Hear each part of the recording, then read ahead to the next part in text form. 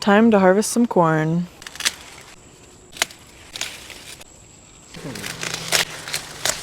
Gotta use a little bit of force. We want to see the silks be dried out. We're just gonna test and see if this one's ready. And there's the milky cream, so we know it's ready.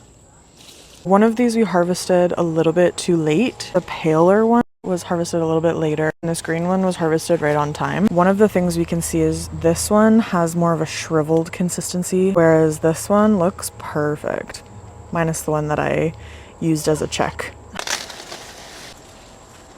Big harvest. The garden definitely did not disappoint.